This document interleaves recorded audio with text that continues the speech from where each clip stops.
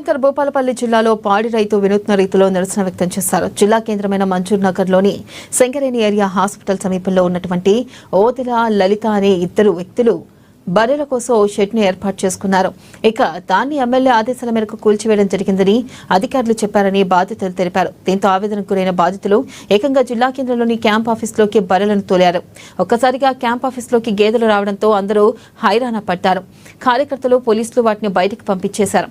అక్కడే తనకు న్యాయం కావాలంటూ కుటుంబ సమేతంగా నిరసనకు దిగారు.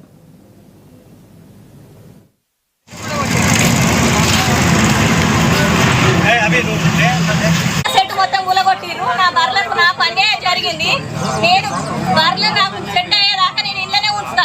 ఎమ్మెల్యే సార్ మాకు న్యాయం చేయాలి అంతే. ఎమ్మెల్యే సార్ ఎక్కడికి పోయినా ఎమ్మెల్యే సార్ చేసినట్టు స్కూల్ దారాని స్కూల్ వరకు మా ఇంటి దాకా వేసి మా బర్రెల ఫామ్ మొత్తం కూలగొట్టి పోలీసులు ఏమంటారంటే ఎమ్మెల్యే సార్